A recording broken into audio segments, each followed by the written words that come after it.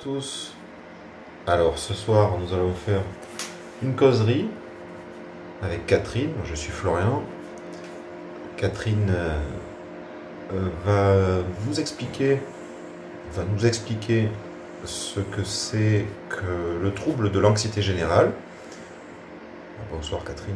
Bonsoir tout le monde, j'espère que vous allez bien. Merci Florian pour cette causerie avec moi. C'est gentil de m'aider dans cette causerie. On en fera peut-être d'autres encore à l'avenir, on ne sait pas. Avec plaisir. Voilà, il faudra que les sujets... de toute façon, les sujets ne manquent pas, mais si on a quelque chose d'intelligent à dire, on ne se privera pas peut-être d'alimenter une discussion. Et puis vous pouvez mettre en commentaire des sujets que vous avez envie qu'on aborde. N'hésitez pas à nous mettre des sujets en commentaire parce que ça peut être justement intéressant de faire des causeries autour des sujets que vous aimez, vous aussi. Oui, absolument. Alors ce soir, ce sera au sujet du trouble de l'anxiété généralisée. Vaste programme. Oui, un très très vaste programme en effet. Ouais. Alors en fait, tu en parles librement aujourd'hui, mais auparavant en fait tu avais été touché par ce trouble. Exactement. Mais maintenant tu le comprends beaucoup mieux. Oui. C'est derrière toi. Et puis tu sais accompagner les gens qui le traversent. Exactement. Alors, premièrement, qu'est-ce que c'est que l'anxiété? Wow. Déjà pour démarrer sur la base, quoi. L'anxiété, en gros, qu'est-ce que c'est? Alors l'anxiété déjà, c'est vrai que c'est très difficile de mettre des mots sur l'anxiété parce que comme le stress d'ailleurs, on emploie ces termes hyper facilement. Je suis stressée, je suis anxieux, mais c'est vrai qu'en fait on ne sait pas. Je suis angoissé. Ouais, je suis angoissée. On l'emploie vraiment hyper facilement aujourd'hui. Il y a beaucoup de mots aujourd'hui qui sont complètement dénués de sens. C'est ça. On les utilise mal, on les utilise trop, et puis du coup ça ne permet pas de parler correctement quand en fait on utilise un mot à tort et à travers. C'est ça. Mais alors avant de répondre à ta question, moi ce qui m'intéresse c'est de voir justement quelqu'un comme toi qui n'est pas dans le même domaine d'activité que moi. Pour toi c'est quoi l'anxiété? Et puis après je répondrai à ta question avec précision, mais pour toi c'est quoi l'anxiété? Ouais, je dirais que c'est... l'anxiété, c'est un phénomène assez naturel. Ouais. C'est comme le stress, la colère, l'agressivité, etc. C'est assez naturel. C'est quand on est, je sais pas, quand on est très inquiet. Voilà. Quand on est très inquiet. Tu me disais tout à l'heure, quand on parlait un petit peu, quand on faisait cette prépa un petit peu, tu prenais l'exemple par exemple d'une maman où son fils va à l'armée. C'était intéressant ça, ce que tu disais tout à l'heure justement. Ouais, voilà, le fils part à l'armée, il va en guerre. Par exemple, il y a l'Ukraine et la Russie qui sont en guerre. Donc imagine te mettre à la place d'une des mamans d'un des deux camps, peu importe lequel. Ou d'une épouse. Ou d'une épouse, alors c'est une épouse, une maman, un père, un grand-père, etc. Ouais. Un fils, une fille aussi, ouais. Une sœur, peu importe, un membre de la famille qui dit, eh bien en fait,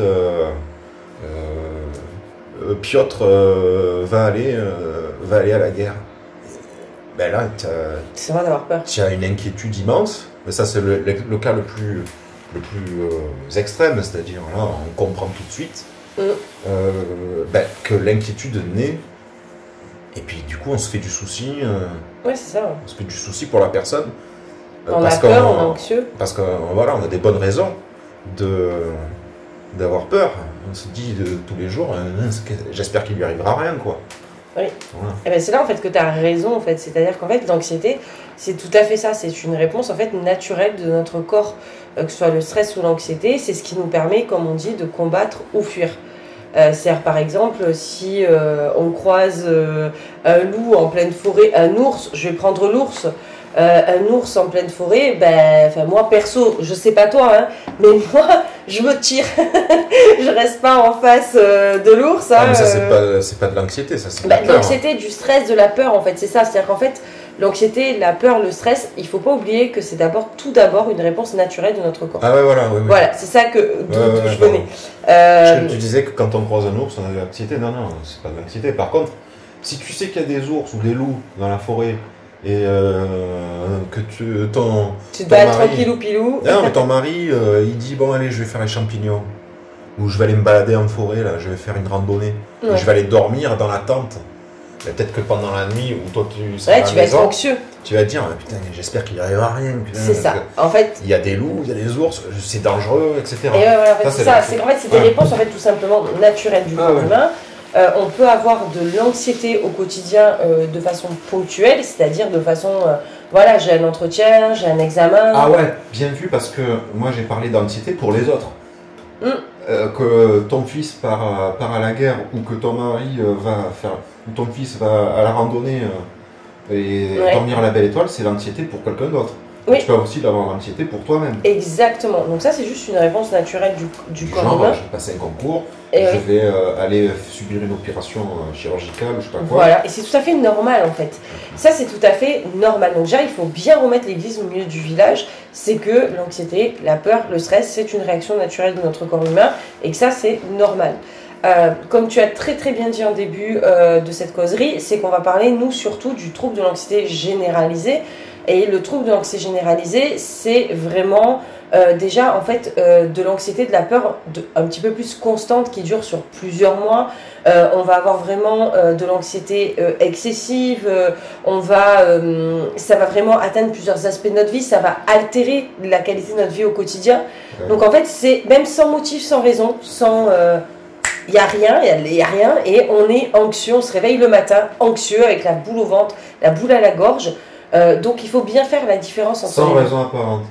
C'est ça, alors soit avec raison, soit sans raison apparente. Ouais, non, par exemple, quand je reprends les mêmes exemples, tant que l'enfant il n'est pas rentré à la maison en bonne santé, on peut être anxieux. Non, et dès qu'il va arriver, et en fait, il y a un début, il y a une fin. C'est ça.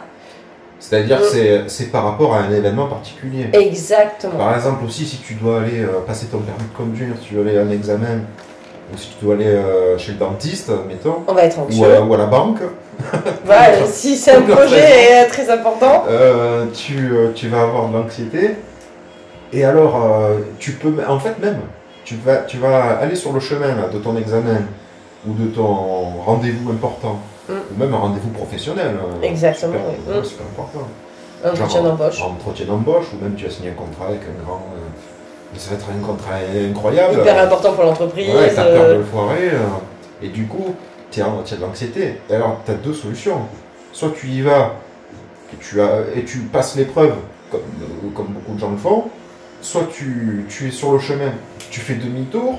Il y a quelques personnes aussi qui font ça. On appelle ça l'évitement, on va en parler justement en gros, dans cette causerie. Soit tu y vas, soit tu l'esquives, tu l'évites. Oui. Mais dans tous les cas, dans les deux cas, quand tu rentres à la maison, tu souffles, c'est fini. C'est ça. La pression retombe, quoi. Alors que l'anxiété, le trouble de l'anxiété généralisée, oui. C'est que c'est pas, si je comprends, c'est pas lié à un événement particulier. Non. C'est un peu tout le temps, en fait. C'est comme une maladie chronique, c'est en permanence. Alors, ou surexposition, c'est ce qu'on va voir aussi aujourd'hui, c'est que, en fait, il y a plusieurs types de troubles de l'anxiété généralisée. Moi, par exemple, c'était anxiété légère au quotidien, mais surexposition, anxiété surélevée. Il y a plusieurs, par exemple, tu peux être anxieux de vivre dans une grande ville. Exactement. Et si tu y vis en permanence, tu es anxieux en permanence. Ça, voilà, il peut y avoir en fait des millions d'exemples. C'est pour ça ton problème. C'est ça. En fait, c'est pour ça que je disais que décrire l'anxiété, c'est pas si facile que ça en fin de compte. Ouais, mais je pense que on est sur une bonne base là déjà. Oui, on est sur une bonne base. J'espère que les gens ont compris. J'espère aussi. Et dans mon programme, c'est vraiment aussi ce que j'explique. C'est vraiment déjà comprendre l'anxiété.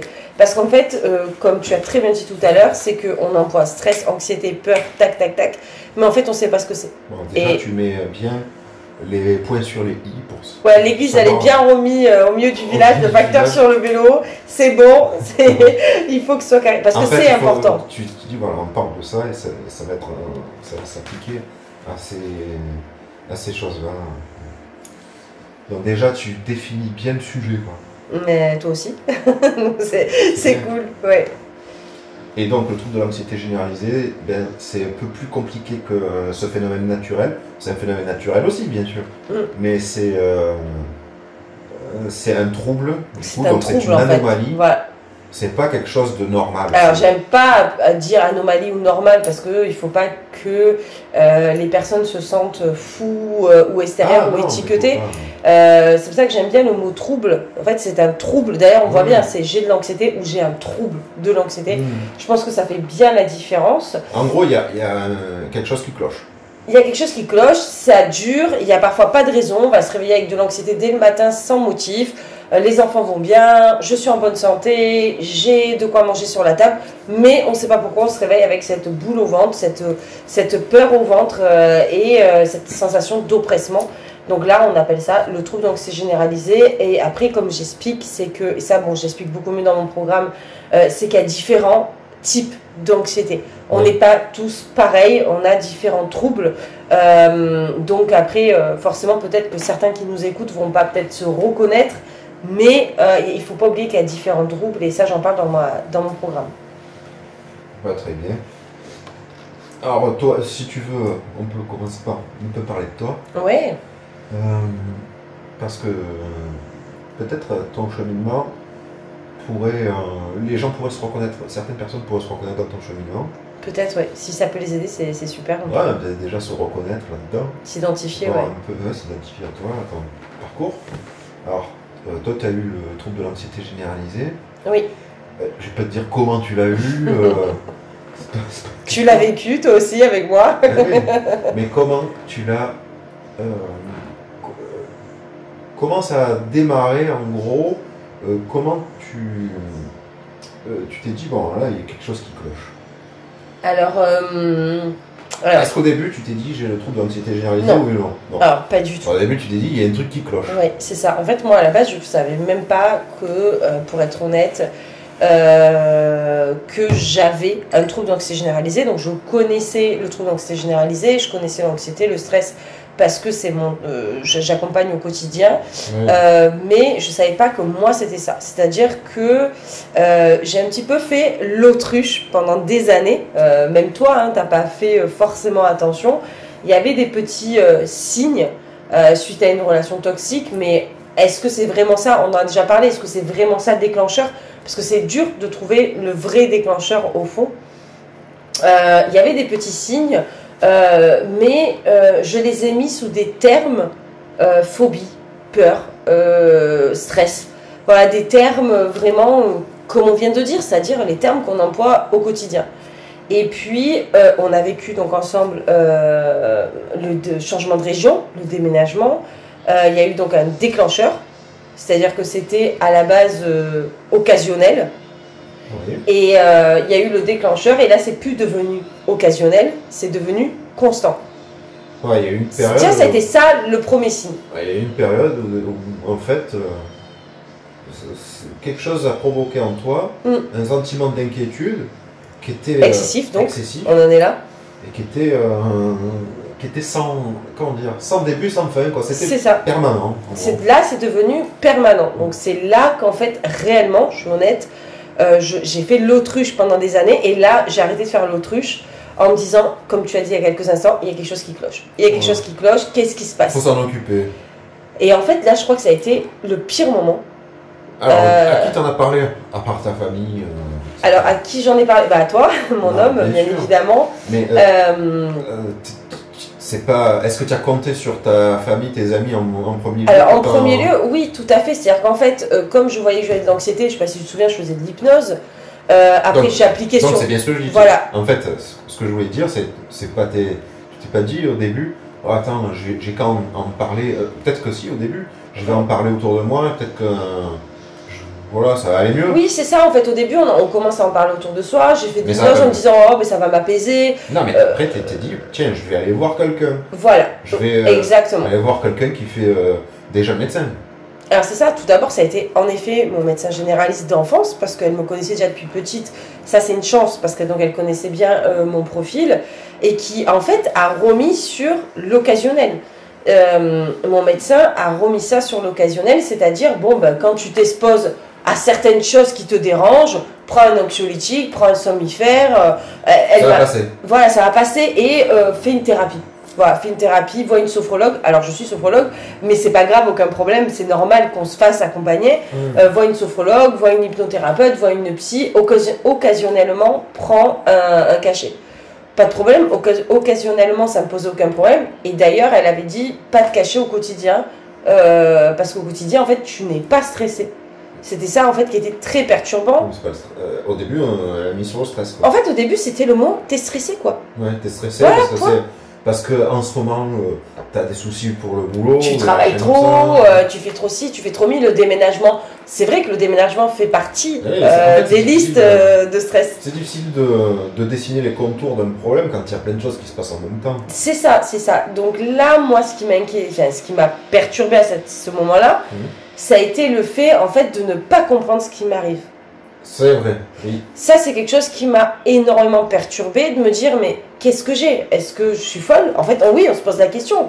Est-ce que je suis folle? Est-ce que j'ai un problème mental? Est-ce que j'ai en dépression? Est-ce que je suis en dépression? Est-ce que j'ai un burn-out? Est-ce que même si, voilà, c'est pas grave, je suis en burn-out, je me fais accompagner, puis voilà, quoi, il n'y a rien de mal. Mais c'était de ne pas comprendre ce qui m'arrivait, donc on met des termes, phobie, stress, anxiété, mais en fait, ces termes, on est là, on se dit, ok. Et après, en fait, qu'est-ce qui se passe, en fait? Qu'est-ce qui se passe après, en fait? C'est cool, merci. Donc là, j'ai décidé de prendre de commencer une thérapie avec une psychologue. Alors l'hypnose, t'as essayé? Alors j'ai essayé l'hypnose qui m'a beaucoup apaisée, mais en fait le fait de ne pas avoir de diagnostic, je ne pouvais pas être bien accompagnée. T'as rien compris au sujet. C'est en fait ils accompagnent pour nous apaiser et toujours sur le passé, bloqué sur le passé. Ça, l'hypnose, je me souviens, c'était bloqué. Je sais pas si tu te souviens, la séance d'hypnose, elle m'avait demandé de dire le prénom immédiat pendant la séance et j'avais dit le prénom de cette relation toxique tout de suite. Donc en fait à chaque fois on me faisait travailler toujours sur le passé quelque part. Elle t'a aiguillé. Ouais, c'est ça. Alors attention, j'adore l'hypnose, hein. Je tiens quand même, on va préciser tous les deux. Hein. Voilà. C'est vachement suggestif, quoi. Oui, voilà, mais je tiens juste à préciser, je pense que tu es d'accord avec moi, c'est que cette causerie, moi j'ai plein d'amis hypnothérapeutes, moi je suis sophrologue. Attention, cette causerie n'est pas faite pour pas aller voir les psys, ni les médecins, ni les hypnothérapeutes. Tu parlais, on aime beaucoup. Hein. Voilà. Seulement, elle ne savait pas trop. Et non, elle ne savait pas, mais parce que voilà, en fait, on est mal aiguillé. Comment dire, ça se décrète pas en 5 secondes. Non, ils n'ont pas le temps, ils font ce qu'ils peuvent, ils n'ont pas le temps, ils ne peuvent pas passer autant de temps avec nous. Donc moi, tout ça, il faut que la personne aussi, elle fasse une recherche sur elle. Oui, c'est ça en fait, il faut aussi un peu aiguiller nous-mêmes. Donc après, l'hypnose, donc j'ai décidé, en parlant avec toi bien sûr, de prendre rendez-vous avec une psychologue. Ouais. À savoir qu'à ce moment-là, je savais toujours pas ce que j'avais. Et j'ai fait, en fait, la plus grosse erreur de ma vie. C'est que, en fait, on est un petit peu inculte sur les métiers. Alors, je vais t'expliquer, parce qu'en plus, tu n'es pas au courant de ce que je vais dire. Je trouve qu'en fait, le problème, c'est qu'on est inculte sur les métiers. C'est-à-dire, qu'est-ce que c'est un psychologue? Qu'est-ce que c'est un psychiatre? Qu'est-ce que c'est un psychothérapeute?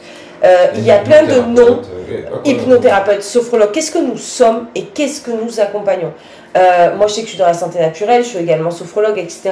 Mais en fait, j'ai l'impression qu'on n'a pas su, à un moment donné, expliquer qui on est et notre place et notre posture.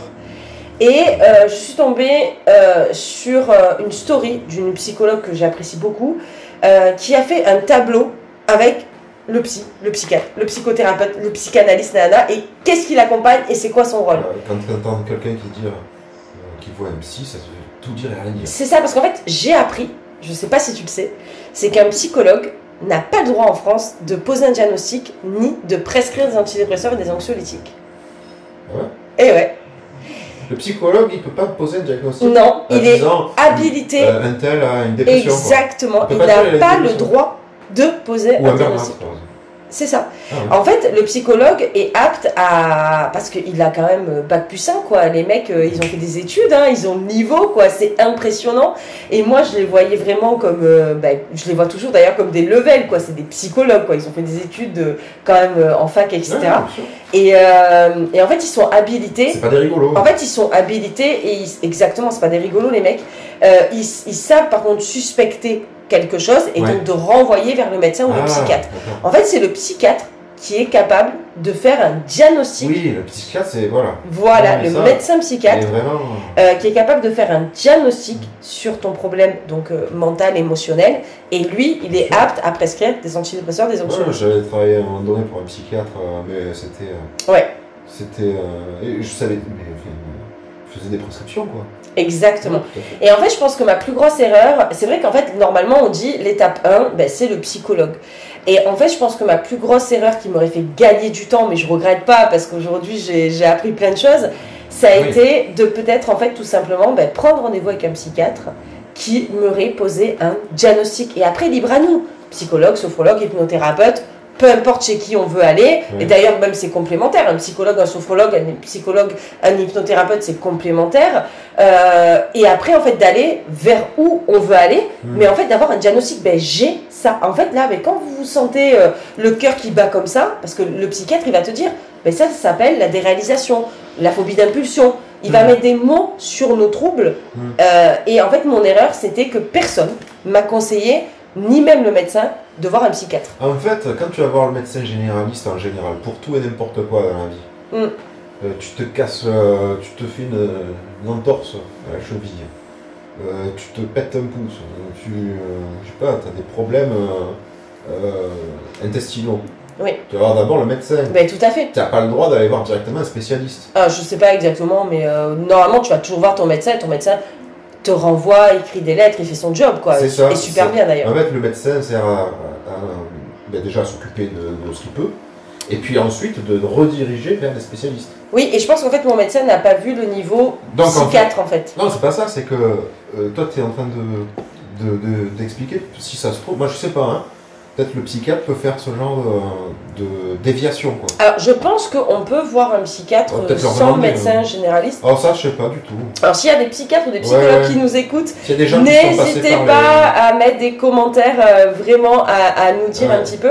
Et c'est vrai que autour de moi, donc personne m'a dit mais tu devrais peut-être voir un psychiatre. Donc moi j'ai fait le parcours standard psychologue.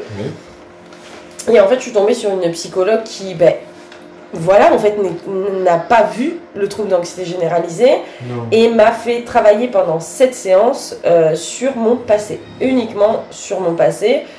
Et là, ça a été la descente aux enfers. Elle avait pas un espèce d'adjectif psychologue humaniste.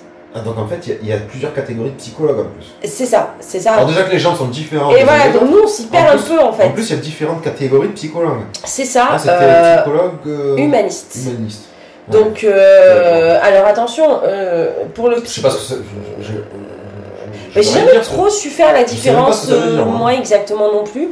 Mais elle avait beaucoup d'avis positifs, parce qu'en fait c'est ça, on va choisir aussi son psychologue par rapport aux avis positifs. Mais en fait le psychologue, voilà, je pense qu'en fait le psychologue c'est que un psychologue peut convenir à une personne et pas une autre. En fait c'est moi qui aurais dû arrêter tout de suite, dire j'ai pas le feeling avec cette personne, et j'étais tellement perdue.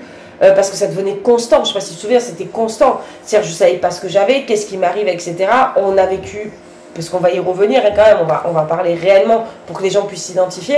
Il faut savoir que juste avant la psychologue, pour revenir à cet épisode, parce qu'on est allé un peu trop vite, c'est donc qu'à la base, donc on change de région. Avec Florian, on change de région, on déménage, ça a été le déclencheur. Et là, en fait, pour moi, impossible de partir. Parce qu'on a oublié, en fait, on a oublié la base. On est allé trop vite en besogne. Impossible de partir. J'ai un blocage, en fait, énorme. Je suis complètement emprisonnée géographiquement. Pour remettre un petit peu les choses dans le contexte. Et on décide, bon, à savoir aussi qu'après il y avait des complications diverses, les animaux, le chargement, etc. Et on décide donc de faire une tentative de départ, et on a dû faire demi-tour grosse crise de panique, sueur, cœur qui palpite, l'envie de sortir du véhicule. On a dû faire demi-tour et revenir sur place parce que j'ai fait donc vraiment la première crise de panique avec toi en 13 ans. Ouais. Et c'est là qu'après, j'ai donc décidé de voir un psychologue. Parce qu'on a oublié le contexte. Mais c'est pas grave, c'est la causerie, c'est naturel, c'est pas parfait. Pour le désordre. Donc, le psychologue, pour revenir donc à ça, le psychologue en fait m'a fait travailler uniquement en fait sur le passé et ça a généré en fait que j'étais encore plus perdue. Je sais pas si tu te souviens. Ça s'est aggravé. Ça s'est aggravé. Et à partir de là. À partir de là, t'as passé une vie. T'as eu une vie beaucoup plus handicapante. Enfin, là, c'était catastrophique. Le trouble était beaucoup plus handicapant qu'avant. Parce qu'avant, t'avais pas. En fait, il y avait peut-être des signes qu'on n'a pas su repérer, ou je sais pas quoi. Mais la vie, tu l'as menée, voilà. On mène son petit bout de chemin, ouais, quoi. Voilà. Mais là, à partir de ce moment-là, ça a été plutôt radical. C'est que il y a eu des hauts et des bas, machin. Et il y a des fois où tu disais, mais je peux même pas aller au bout de la rue à la boulangerie. C'est ça, exactement. C'est en fait complètement emprisonné par mon anxiété, par mes peurs, par ces pensées anxieuses. Mal à l'aise quand je m'échappe, que je vais au travail, faire un rendez-vous, un machin comme ça. C'est ça, tout à fait. En fait, on n'a plus confiance en soi, on n'a plus confiance en ses capacités du jour au lendemain. On est emprisonné, on est les rois et la reine de l'évitement, parce que tant qu'on peut éviter toutes les situations qui provoquent les crises de panique. Oui, annulation de rendez-vous. Annulation de rendez-vous, annulation de déplacement. En fait, on n'est plus en sécurité avec soi-même, en fait, tout simplement. Et là, ça t'a quand même plutôt handicapé. Et ça m'a fait peur. Du coup, ça t'a... Oui, parce qu'on payait de là, en fait, pour remettre les choses dans le contexte. D'alarme, parce que tu dis, attends, je peux pas continuer comme ça. Non. Je peux pas annuler des rendez-vous, c'est pas bon. Que ce soit des rendez-vous personnels, médical, amitié, médical, ou des rendez-vous professionnels. Je dois avoir un client, je dois avoir ci. C'est ça. Et là, tu commences à dire, attends, là j'ai ma santé qui risque d'en souffrir si je vais pas aux rendez-vous médicaux. J'ai ma vie sociale qui risque de s'effondrer si j'arrête de fréquenter mes connaissances. À chaque fois j'annule, c'est bon, on te parle plus, c'est pas la peine. C'est ça. C'est plus la peine de t'inviter déjà. Bah oui, parce qu'en plus à ce moment-là, on n'est pas capable d'expliquer ce qu'on a. Ouais, et puis rendez-vous professionnel, on va pas faire un décès. Tu rates tes rendez-vous professionnels, tu as raté un client, tu as raté. Ah, mais il va ailleurs, hein, voilà. Tes revenus. C'est ça. Du coup, ça te pèse aussi d'une autre manière sur ta vie. Exactement, c'est exactement ça. Et puis, ce qui aussi. Alors là, attention, là, il faut s'en occuper, il y a un problème. Donc il y a un problème, et en prime on paye donc double charge nous à ce moment-là, donc ça voulait dire aussi donc, travailler le loyer de la nouvelle maison et de l'ancienne. C'est ça, et donc travailler donc 2 fois plus, donc entretenir une fatigue, un stress et une anxiété normale au quotidien. Ouais. Donc ça pouvait envenimer le trouble d'anxiété généralisée. Donc là, ça a été le déclic à partir de ce moment-là. Et ça a été, alors vulgairement, je me sors les doigts des fesses et maintenant je vais essayer de comprendre. Ça a été vraiment le déclic. Et donc à partir de là, j'ai entrepris, je ne sais pas si tu te souviens un petit peu, en fait de dire, comprendre qu'est-ce qui m'arrive et donc d'être dans l'action. Mais j'étais toujours pas dans l'acceptation, parce que ça c'est important, on va le voir dans quelques instants. Tu ne pouvais pas accepter quelque chose que tu ne pouvais pas définir clairement. C'est ça. Alors, moi je me rappelle très bien, tu as acheté plein de bouquins. C'est ça, exactement. Tu as essayé de te renseigner au maximum, tu dis je veux savoir, je veux comprendre ce qui m'arrive, etc. C'est ça. Et puis je me rappelle d'un en particulier, c'était un Italien je crois, un émérite, quelqu'un de très connu, recommandable, qui avait l'air très pertinent dans ce qu'il racontait et tout. Et en fait, à partir de là, tu as dit, ça y est, j'ai compris, il a bien expliqué, le gars, j'ai compris en fait ce qui m'arrive. Parce que tu peux lire un livre sur, par exemple, le burn-out, le stress, un truc comme ça, et tu dis, bon, c'est intéressant, mais c'est pas ça, c'est pas ça que j'ai. En fait, c'est ça, c'est-à-dire. Et avec lui, tu as dit, en fait, je crois que j'ai compris. je suis quasiment sûr que j'ai le trouble de l'anxiété généralisée. Alors, ça s'est passé un peu plus de façon complexe. Là, tu as vraiment. Ouais, mais pour résumer. En fait, ce qui s'est passé déjà, ça a été. Déjà... après avoir lu chaque bouquin, il faut le temps de les digérer aussi. C'est ça. En fait, ce qui s'est passé, c'est que j'ai décidé d'entreprendre des recherches. Donc, tout d'abord, tout a commencé déjà de commencer à regarder des conférences sur Insta, sur YouTube, de partout. Vraiment chercher en fait des conférences. En fait, à la base, si je cherchais pas le trouble d'anxiété généralisée, à la base, je cherchais qu'est-ce qui m'arrive. Donc, je savais absolument pas ce qui m'arrivait.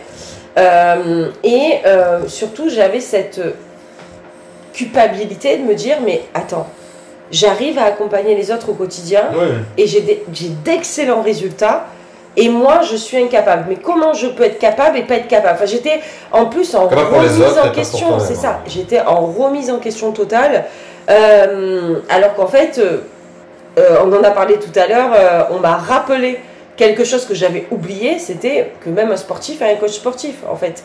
Même même Laure Manodou, tout à l'heure tu as cité Laure Manodou qui est... La plus grande championne française. Voilà, the best. En fait, c'est celle qui a le plus gagné. C'est ça, c'est qu'on oublie parfois, je crois, qui est juste excellente, c'est qu'on oublie parfois en fait des choses, mais du quotidien, mais parfaitement simples, quoi, en fait. On est tellement à tête dans le guidon et centré un petit peu sur nous-mêmes quelque part. Alors toi, t'es pas Laure Manodou, hein. Ah, pas du tout, voilà, non, j'ai pas ce mérite. Mais en gros, c'est que n'importe qui, même, voilà, les sportifs de haut niveau, les sportifs professionnels, ont besoin d'un coach. Ouais. Et donc, même un pro peut avoir besoin d'un autre professionnel. Il y a un dicton en France qui dit que les cordonniers sont les plus mal chaussés. Les cordonniers sont les plus mal chaussés. Il y en a un autre qui dit que je sais plus exactement ce que c'est, mais c'est que les médecins sont les pires patients. Oui, ben oui, c'est ça en fait. C'est ça, c'est qu'en fait je crois qu'on est les pires. Mais ils en ont besoin. En fait, les gens ont besoin d'être traités, même s'ils sont de la partie, même s'ils sont de. C'est ça. Donc il y a eu d'abord cette remise en question. Après, il y a eu les recherches. Donc ça a commencé tout d'abord par les conférences. Et après, j'ai commencé en effet à acheter des livres. Mais à la base, j'étais sur, je sais pas si tu te souviens, la peur de l'éloignement. Oui. J'étais même pas sur l'anxiété ni sur le stress parce que j'avais assimilé tout ça. C'est dès que je m'éloigne, j'ai une crise de panique. Parce qu'en fait, je n'avais pas d'anxiété au quotidien. On en avait un peu parlé précédemment. C'est-à-dire qu'il y a eu un moment où c'était... j'arrive même plus à aller à 100 mètres. À la boulangerie, à 100 mètres. Donc c'est m'éloigner de chez moi. En fait, j'étais basée sur ça. Bon, c'était pas tout le temps, mais ça arrivait. Mais par contre, j'ai de la chance, parce que comme j'ai dit, il y a plusieurs types d'anxiété généralisée, ce que j'explique dans mon programme, c'est que moi, au quotidien, j'étais pas stressée et anxieuse. En fait, c'était vraiment que sur exposition, dans mon cas, en tout cas. Donc j'ai commencé à acheter des livres et sur ce livre, je commence à tomber, il parle justement de la peur de l'éloignement. Et je commence déjà à comprendre, à dire, ah purée, on pourrait faire tel exercice. Et petit à petit, j'ai continué à en effet acheter des livres et j'ai découvert donc le trouble de l'anxiété généralisée et l'anxiété et j'ai commencé en fait à mettre des mots sur mes mots. Je sais que tu détestes cette phrase. En fait, c'est comme... Le coup du stress, du burn-out et machin, c'est qu'on l'entend en permanence.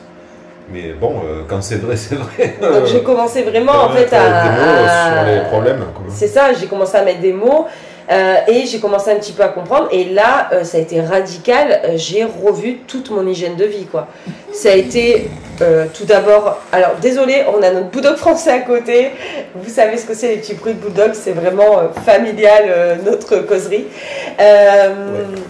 Donc j'ai revu entièrement mon hygiène de vie, aller marcher tous les soirs 1 heure, qu'il neige, qu'il pleuve, qu'il vente, aller marcher tous les soirs 1 heure, le matin séance de sport.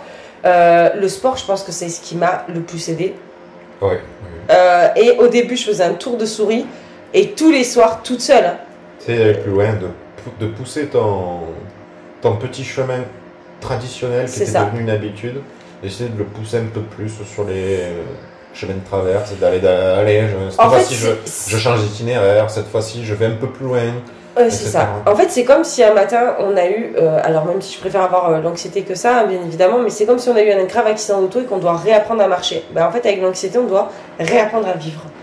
Oui, c'est pas les mêmes. C'est pas les mêmes, bien évidemment, on préfère l'anxiété. C'est quand même handicapant, donc en fait, il faut quand même apprendre à l'accepter et apprendre à. Puisque là, c'est c'est dans la tête, mais là c'est pour de vrai. C'est ça. On est emprisonné géographiquement. Il faut quand même pas se forcer, mais il faut réussir à aller de l'avant. C'est ça, voilà. Exactement. Et à dompter ce problème et puis après l'éliminer. Exactement, c'est exactement ça. Et donc petit à petit, donc j'ai revu entièrement mon hygiène de vie. Déjà, alors bon, nous c'est pas le cas, mais il faut pas tomber dans l'alcool, les choses comme ça, c'est-à-dire éviter un peu la convivialité pendant quelques temps parce que ça va nous apaiser, mais c'est un faux ami. Donc de pas tomber dans des choses qui vont nous soulager provisoirement. Oui, bien sûr. Donc je me souviens que j'avais maigri, je m'étais mis à fond dans le sport, j'avais travaillé sur mon sommeil, le magnésium, etc. Donc en fait tous les conseils quelque part que je conseillais au quotidien. Et ça y est, en fait, tu commences à te les appliquer à toi-même. Non, je les appliquais déjà, mais là, de façon vraiment, en fait, même s'il pleuvait, je sais pas si tu te souviens, même s'il pleuvait à torrent, je partais marcher. Ah, bien sûr. Je m'étais vraiment mis, par contre, une discipline. Ouais, c'est ça, une discipline vraiment quasi militaire, enfin, entre guillemets, bien évidemment. Une discipline, quoi, en fait. Une discipline. Et quand tu t'es infligé quelque chose qui, même si ça te faisait pas forcément plaisir de le faire, je le fais quand même, voilà. Hein. Oh. C'est comme faire son lit, hein. C'est comme faire le ménage, c'est comme faire plein de tâches. C'est de la discipline, des fois on n'a pas envie de les faire, on les fait quand même. C'est ça. Donc ça a été beaucoup d'ouvrages, je me suis formée aussi. J'ai acheté des formations parce qu'en fait petit à petit, j'avais qu'une envie, c'était de créer le programme Phénixia. Phénixia par rapport à renaître de ses cendres, parce que c'est ça quelque part l'anxiété. J'avais qu'une envie, c'était d'aider les autres encore plus, donc j'ai encore fait des formations, etc. Et après je suis tombée sur en fait des psychologues spécialisés dans l'anxiété. Et j'ai fait des programmes, des accompagnements, des thérapies, puisque ça vient en complémentarité. Et c'est là que j'ai commencé vraiment à comprendre. Mais en fait, avant même de démarrer les programmes, j'avais, je ne sais pas si tu te souviens, le texte que j'avais fait, j'avais mis des mots sur mes mots. C'est-à-dire qu'en fait, avant même de démarrer le programme, j'avais compris ce qui se passait. Oui, là, t'étais beaucoup plus, comment dire, t'avais beaucoup plus de certitude. Après, tu voulais quand même avoir des confirmations de professionnels. C'est ça, en fait, avoir des confirmations. Mais tu avais plus de certitude sur ce qui t'arrivait. Et du coup, ça a été confirmé. C'est ça, en fait, c'est ça, ça a été confirmé. Et c'est vrai, vous avez, il me semble, hein, de ce que tu m'as raconté, c'est en fait, c'est ça, vous n'êtes pas trompé, vous avez bien ce souci-là, a priori.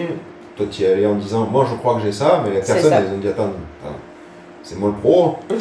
Je vais te poser les questions, et puis toi, tu n'étais pas habitué aux questions qu'on allait te poser, et la personne à la fin, elle a dit non, si, c'est ça, en fait, vous n'êtes pas trompé. J'ai bien compris que vous étiez parti sur cette déduction, mais quand même, on va la contrôler. Elle t'a pas dit pour te faire plaisir, parce qu'elle est spécialisée là-dedans. C'est ça. Et elle t'a dit, bon, voilà, je vais quand même bien m'assurer que ce soit ça. Parce que moi, je m'occupe de ça. Donc elle va pas faire. Mais ça, il renvoie sinon. Voilà. Il renvoie sinon c'est le genre à dire non, ça c'est pas pour moi. Moi je suis spécialisé dans telle discipline, dans tel trouble. Et donc si c'est pas ça, je vous conseille quelqu'un d'autre, etc. Exactement, c'est ça. Et à partir de là est venu le moment, parce que ça a été un moment aussi très clé, l'acceptation. Acceptation, oui. Parce que j'étais absolument pas dans l'acceptation, incapable de faire ce qu'on est en train de faire actuellement. D'en parler librement. D'en parler librement, donc commencer en fait à en parler aux amis, à la famille, d'en parler à notre ami entrepreneur que j'aime beaucoup et qui se demandait pourquoi on ne déménageait pas, parce qu'après il n'y a eu pas que mon trouble, donc c'est généralisé. Parce qu'on ne peut pas tout mettre dans le même panier. Il y a eu d'autres difficultés, pro, perso, matérielles, qui nous ont empêchés de déménager. Mais ça a été d'accepter aussi, de savoir répondre. Parce que forcément, les gens vont nous répondre « Ouais, mais attends, la bipolarité, la schizophrénie, les problèmes mentaux... » Mais nous, on sait ce qu'on a. Et du moment qu'on sait ce qu'on a, et qu'on a accepté... Et qu'on a vu des pros. Ouais, parce que ça, ces mots-là, mais si ça se trouve, je suis bipolaire. Si ça se trouve, je suis ci. Si ça se trouve, je suis ça. Mais en fait, c'est pas que c'est comment C'est dire, pas grave, ça se fait accompagner. Si c'est le cas, bon ben. Mais c'est le cas, ben, faut agir en conséquence. Il faut s'en occuper quand même. Mais c'était pas ça. On va dire, mais non, je suis pas bipolaire. Non, voilà, je sais que c'est pas ça. En fait, j'ai ci, j'ai ça. Donc l'important, c'est avant tout le diagnostic. Donc le psychiatre. Et après, ben, on choisit de se faire accompagner. D'ailleurs, ils sont en collaboration, les psychiatres et les psychologues, hein, ils sont en collaboration. On choisit de se faire accompagner après, voilà, sophrologie, programme, mais d'avoir un diagnostic. Ça, pour moi, je pense que c'est vraiment le plus important, c'est tout d'abord d'avoir un diagnostic pour ne pas faire le chemin que j'ai fait, parce que c'est un chemin de 1 an et demi. C'est-à-dire pendant 1 an et demi, quand je dis qu'on lit des livres, c'est-à-dire décortiquer le livre. Page par page, comme on lit un roman, on surligne, on fait des recherches, on s'arrête. Enfin, on voit mes livres, c'est plein de petits post-it surlignés. Invendable sur Vinted. Invendable, alors invendable, complet. C'est regarder des heures et passer des nuits et des nuits sur des conférences. Avec le bloc-notes, avec le stylo. Mais bon, allez, j'avoue. J'ai décortiqué le livre en me refaisant la série Desperate Housewives. Je me suis quand même fait les 8 saisons en fond. Ah ouais. Ouais, quand même, j'avoue, non mais j'avoue. Tu triches alors. Ouais, je triche un peu. Non mais oui, parce que... C'est comme ça que tu accompagnes les gens avec Desperate Housewives. Mais c'est pas mal, hein, on marque. Non mais d'ailleurs, attends, tu sais que j'ai découvert il y a pas longtemps des pros qui accompagnent, ça s'appelle livre-thérapie, un truc comme ça. La thérapie par les livres. D'accord, c'est quoi? Alors, j'en ai entendu parler, c'est la thérapie par les livres, en fait, tout bêtement. Là, tu vas me dire merci Einstein, on avait compris. Super, ton explication, elle est comme ça. J'ai tout compris.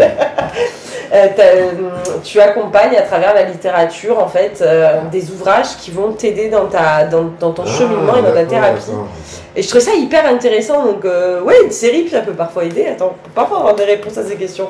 D'ailleurs, il y a une série sur Netflix, c'est un enfant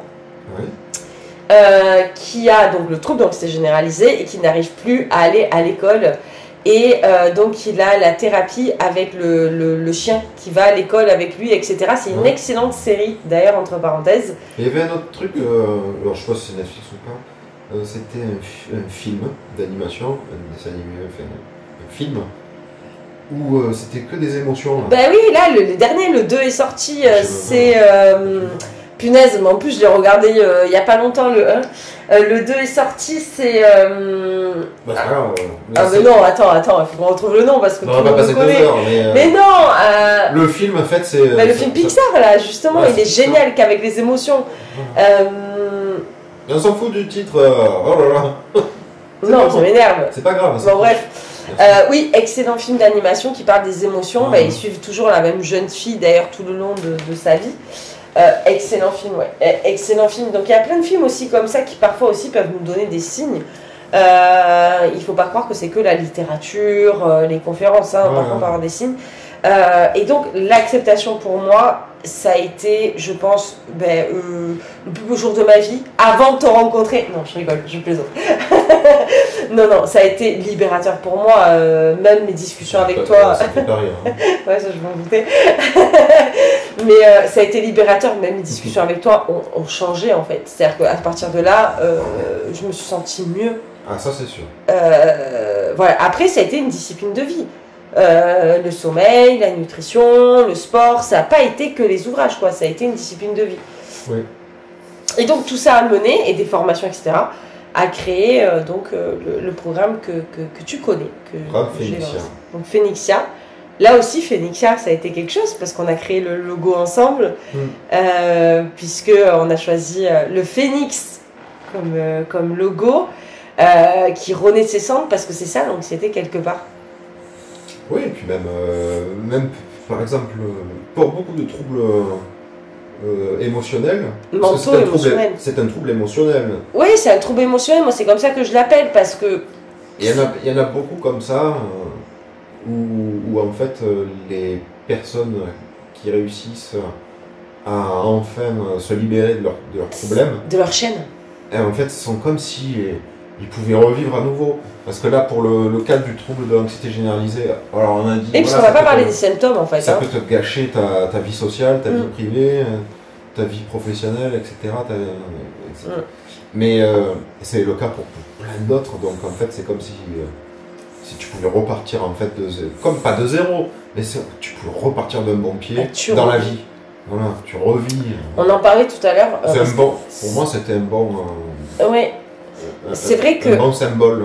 On n'a pas parlé des symptômes parce que c'est divers et varié, ça appartient à chaque personne aussi, mais il faut oublier que l'anxiété généralisée, on devient les rois et les reines de l'évitement. On évite toute situation qui va nous provoquer une crise de panique. Une crise de panique, c'est tout simplement quand l'anxiété est arrivée à son apogée. C'est au sommet, là. On est au sommet. Donc on évite parfois d'aller au restaurant, on évite d'aller dans les supermarchés, on évite parfois les repas de famille, on évite d'aller faire les courses. Le drive est devenu notre meilleur ami. On évite de prendre la voiture. Donc quelque part, oui, le Phénix pour moi était la meilleure option. Pourquoi on évite? Pour éviter de faire une crise de panique. C'est par peur en fait. Par peur? Par peur d'avoir. En fait, on a peur d'avoir peur. Par peur de refaire cette fameuse crise de panique. D'avoir une crise de panique. C'est ça. C'est de là enfin que vient l'anxiété. Ouais. Mais si je vais aller, je sais pas où là, qui va me secourir à 20 minutes de la maison, c'est ça. Si j'y vais, à tous les coups, je vais on est convaincu. Une crise de panique. On est convaincu que on va. C'est là qu'est l'anxiété. Voilà. C'est là où est l'anxiété. Irraisonnée, je veux dire, qui n'est pas irrationnel. L'inquiétude exagérée. En fait, on a des pensées anxieuses qui viennent nous grignoter le cerveau. On a des pensées anxieuses qui commencent toujours par et si. Et si je faisais. À tous les coups, je vais faire ça. À tous les coups, voilà, je vais ouvrir la portière. En fait, il se passe rien. Oui, normalement, il se passe rien. Mais c'est une surprotection. C'est une surprotection exagérée. Parce que notre cerveau ne fait pas la différence entre l'imaginaire et la réalité. Oui. C'est-à-dire du moment que le cerveau lui indique quelque chose, il ne fait pas la différence. Donc on a des phobies d'impulsion. Et si je saute de la voiture, et si je tourne le volant, et si d'un seul coup je crée un accident, et si. Oui. Bref, on est les Spielberg. Des espèces Franchement, on peut remplacer Spielberg en 4 secondes et demie, il peut aller se coucher. Nous, les troubles de l'anxiété généralisée, on fait des films catastrophes. Vous faites des scénarios improbables. C'est ça. On fait des scénarios dignes d'Hollywood. C'est bête, on a raté notre carrière quelque part. Non, parce que c'est quand même pas mal nos scénarios. On a de la déréalisation, on a plein de symptômes. Le cœur qui bat très vite, les mémoires. Il ne faut pas oublier quand même que ça, je tiens à le préciser parce que beaucoup. En fait, je pense que c'est une histoire aussi de tensiomètre, de tolérance. C'est-à-dire, en fait, les choses du quotidien qui sont simples, monter dans une voiture, aller chercher son enfant à l'école, aller à la boulangerie, c'est des choses courantes du quotidien. C'est absolument simple, il n'y a rien de difficile, mais ça devient pour nous une épreuve infranchissable. Alors que c'est simple. C'est simple, c'est des choses normales du quotidien. Mais pour nous, c'est comme monter l'Everest. Alors, monter l'Everest, c'est difficile. Même si tu as envie. Par contre, tu peux y arriver avec de l'entraînement. Monter l'Everest, c'est très difficile de monter, de faire une épreuve physique pareille. Par exemple, bien sûr. Je te donne mais pour nous, c'est hyper compliqué. Je vais te donner un autre exemple. Sauter en parachute, c'est pas difficile. Alors, qui se raconte lui. Sauter en parachute, c'est pas difficile. Dites-moi en commentaire si c'est pas difficile. Parce que la seule chose que tu as à faire, c'est faire un pas en avant, et c'est pas difficile à faire physiquement. Par contre, c'est contre nature de sauter de si haut. Donc, c'est une épreuve hyper perturbante mentalement. C'est difficile mentalement, mais en fait, c'est juste. En fait, sauter d'un parachute, sauter en parachute d'un avion, c'est aussi difficile que de sauter dans la piscine d'un plongeoir. Ah bah écoute, pour moi, je vois quand même une grosse différence. Non, le geste, c'est pareil. Le geste, c'est le même, mais le mental, c'est pas le même. Non, mais de sauter d'un trottoir sur la route, c'est exactement le même geste. Oui. C'est pas un geste difficile. Mais par contre, tu as la pression de le faire, parce que là, les conditions sont extrêmes. Exactement. Donc en fait, tous les troubles de l'anxiété généralisée, on se rendez-vous dans un avion et on se libère en sautant. Mais en fait, on dirait que c'est ça. On dirait que moi, ça me fait penser à ça. C'est-à-dire Ouais. que aller récupérer ton enfant à l'école, c'est simple, mais c'est comme si tu le faisais. C'est comme si au lieu de sauter du trottoir, tu sautais en parachute. C'est ça. C'est-à-dire que alors que sauter en parachute, on est évidemment conscient Évidemment. que c'est un autre monde que de sauter du trottoir. En fait, tout devient compliqué pour nous. Et en fait, c'est ça. Tout devient une épreuve pour nous. C'est comme ça, moi, que j'ai. Et il faut pas oublier que, c'est ça que je voulais préciser, c'est que si vous avez quelqu'un de votre entourage qui a un trouble de l'anxiété généralisée ou de l'anxiété, ne le prenez pas à la légère. C'est des vrais symptômes. Oui. Tout simplement parce que c'est tout simplement physiologique. Oui. En fait, le corps réagit comme s'il était face à un ours. C'est-à-dire qu'aller chercher son enfant à l'école, le corps réagit de la même façon que s'il est face à un ours qui attaque. Parce qu'il ne fait pas, le cerveau ne va pas faire la différence entre les deux. Et c'est justement ça que j'apprends dans mon programme, c'est de venir rééquilibrer, remettre les pensées à leur place, là, qu'elles arrêtent de nous casser les pieds. C'est vrai que tu as aussi beaucoup fait la distinction entre les sentiments, les émotions. Ouais. C'était quoi déjà? Les sentiments, les émotions, les pensées, les peurs, remettre tout à sa place en fait. Voilà. Un événement, les réactions physiques et psychologiques. Ouais. Il faut remettre les choses à leur place. Et ça, c'est tout un travail. Donc, si vous avez des personnes autour de vous qui sont anxieux, qui annulent souvent alors que vous avez un dîner, ou etc., ne vous éloignez pas d'eux et essayez de les comprendre. Parce qu'en fait, il faut savoir que la personne, elle a le cœur qui bat énormément vite. Voilà, après, ça peut être 140 BPM. Et même plus, ça dépend des personnes, même moins, même plus, peu importe, même si c'est 80. Elle a des sueurs froides. Le système digestif se vide parce que c'est pas une fonction vitale. Donc le corps va demander au système digestif de se vider. Donc diarrhée, vomissement, pipi, les jambes qui tremblotent, tout ça c'est réel. Donc la personne en fait... Ah oui, les symptômes voilà, les symptômes sont vrais. Il ne faut pas croire que en fait la personne vous ment. Non, elle est vraiment en train de se vider sur les toilettes avant d'aller chez le dentiste. Et là, à la fois, il faut combattre son anxiété et combattre en fait tous les symptômes qui nous tombent sur la gueule. Mais oui, parce qu'on est réellement malade. Mais oui, quand tu as le cœur qui palpite à mort, que tu es en pleine crise de panique, etc. Au repos. Oui, au repos, sans rien faire, c'est-à-dire la peur, la trouille d'y aller. Voilà. Si je dis, ça va, c'est que dans la tête, etc. Non, mais c'est la vérité, le cœur palpite, etc. Et en fait, il ne faut pas le brusquer, il ne faut pas le forcer. Parce que si tu forces la personne... Tu m'avais forcé. Non, mais j'ai essayé, j'ai tenté. On peut en parler. Moi, ça a été la pire expérience pour toi. Moi, je me suis dit, tiens, je vais essayer la méthode.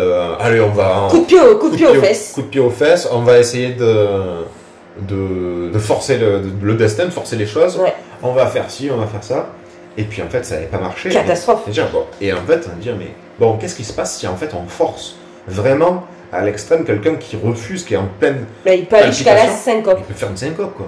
Une syncope, c'est pas rien. Non, c'est pas rien. Alors, c'est rare. Alors, je vous rassure, les troubles de l'anxiété généralisée, c'est très rare d'en arriver à la syncope. Non, mais il ne faut pas forcer quelqu'un qui est en trouble. Voilà, si vous faites une syncope, il faut bien évidemment voir votre médecin. Ça veut dire que le cœur a peut-être... le cœur ne peut pas supporter un certain degré de ça. Il faut voir un cardiologue, médecin, etc. Ça arrive à chaque fois, mais c'est un danger. En fait, nous, ce qui s'était passé, c'est que Florian avait voulu essayer notre méthode parce qu'en fait, le problème, c'est que on aide les troubles de l'anxiété généralisée, mais on n'aide pas les aidants. Ouais. Et les aidants, ils savent pas. Moi, dans mon programme, je fais un petit passage sur ça, un module sur ça, qui explique comment les aidants doivent agir en cas de crise de panique, en cas de ci, en cas de mi, parce que on ne sait pas ce qu'il faut faire. Mais moi, Florian avait essayé de me forcer. On devient un animal blessé, qui se cache, le cœur qui bat vite, on est complètement irrationnel, notre système cognitif, il ne fonctionne plus dans ces moments-là, on ne comprend même pas de nous ce qui nous arrive nous-mêmes. Il n'y a plus aucune logique. Il n'y a plus de logique. Il n'y a plus de raison. On n'est plus du tout rationnel. On devient un animal blessé qui se recroqueville et en fait, on voit ça comme une agression. Oui. Donc c'est pire pour les dents comme pour le ça. Donc vraiment, il ne faut pas croire que les symptômes sont forts. Moi je m'en suis voulu personnellement. J'ai dit mais mince, il faut bien que je tente quelque chose. Et oui, mais c'est humain je m'en ce que suis tu as voulu fait. d'avoir provoqué quelque chose qui était mauvais. Mais bon, d'un autre côté, je me suis dit il fallait bien essayer. Après je me suis dit bon, ça il faut plus refaire ce genre de choses. Ouais. Voilà. Mais c'est pour ça qu'il faut aider également les aidants, c'est-à-dire ceux qui sont vraiment au quotidien, au plus proche, mais aussi apprendre, enseigner aux personnes qui ont le trouble de l'anxiété généralisée comment ils doivent se comporter avec leurs amis. Les personnes la première phase, c'est l'acceptation, en fait, c'est de dire la vérité. Non, mais les personnes qui comptent, quoi. Pas n'importe qui. Voilà, bien sûr. On va pas se livrer. Et ceux qui comprennent pas, ciao amigos. Hein. Ceux qui comprennent pas, ciao amigos, hein, parce que ça tombe dessus comme un cheveu sur la soupe. Hein. Demain matin, ça peut être n'importe qui développe de l'anxiété généralisée. Non, mais d'aider les personnes qui souffrent du trouble de l'anxiété généralisée à comprendre ce qui leur arrive pour qu'ils puissent expliquer à leurs amis, leur dire, écoutez, avec moi maintenant, je suis désolé, je vous adore, je t'adore, mais s'il te plaît, arrête de m'inviter parce que je suis... En fait, j'ai envie de venir.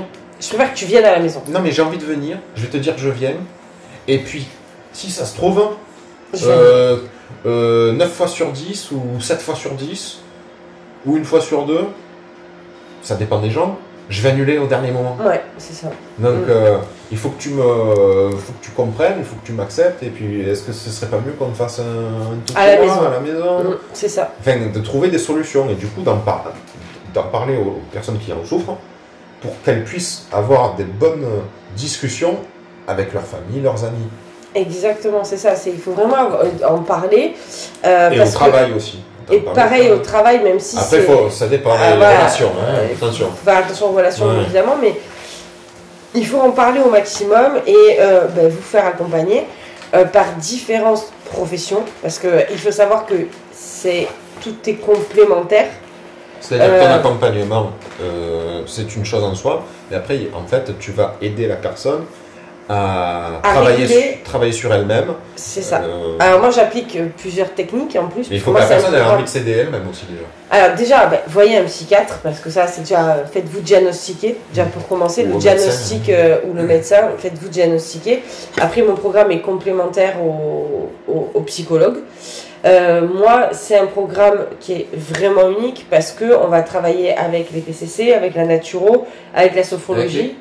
Les thérapies cognitives comportementales, les TCC, avec la naturopathie, avec l'alimentation, avec le sport, vous allez comprendre votre anxiété, etc. Il y a aussi par rapport aux aidants. Moi, c'est vraiment en fait vous remettre sur la bonne route, comprendre, accepter et vous remettre sur la bonne route. Et ça va être vraiment complémentaire au psychologue à côté. Il faut bien remettre l'église au milieu du village. En général, le psychologue, il te demande même pas ce que tu manges, ce que tu fais, voilà, comme sport, vraiment, c'est un accompagnement. Il faut accepter aussi pour un trouble d'aller. Voilà, moi, c'est un programme vraiment très complet. Se remettre de l'anxiété, renaître de l'anxiété. Et à côté, c'est très complémentaire au psychologue, au psychiatre. Moi, je ne pose pas de diagnostic, je ne suis pas psychologue et c'est vraiment complémentaire. Donc déjà, faites-vous diagnostiquer pour... c'est le plus important. Voilà, pour vraiment être accompagné comme il faut. Mais si tu veux être accompagné contre, je sais pas moi, contre une gastro-entérite, il faut déjà savoir que tu as une gastro-entérite. Bah oui, tu vas pas prendre un traitement pour l'angine si tu as une gastro. Hein. Ben voilà, donc c'est exactement ça. Il faut absolument savoir... Chaque corps de métier a sa place. Non, mais si tu veux traiter correctement, il faut savoir ce qu'on doit aider, ce qu'on doit... exactement. Ce qu'on doit... soulager, accompagner, traiter selon la profession. Ben oui. Voilà. Puisque chaque terme a sa profession, on a chacun notre vocabulaire. Donc voilà, donc mon programme s'appelle donc Phénixia et on vous met le lien dans la description. Voilà, donc moi je suis passée par là, donc encore plus, je vous comprends au maximum. C'est ce qui t'a donné envie de créer faire ça pour les autres. C'est parce que je suis à mon compte quand même depuis 2010, hein, j'accompagne depuis des années maintenant. Oui. Ça nous met un coup de vieux tout ça. Mais ce programme, ça a été...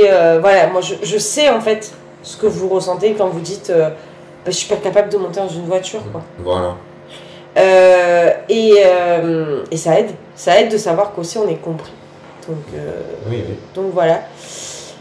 Ben, merci pour toute cette présentation. Ben, merci à toi pour cette causerie fort sympathique. Discussion, je pense qu'elle devait durer un quart d'heure, à mon avis, on n'est pas loin. À mon avis, on a bien tenu. Ouais, c'est un quart d'heure de 9 minutes, discussion. 1 heure là, on y est là, 1 heure. Là, ouais.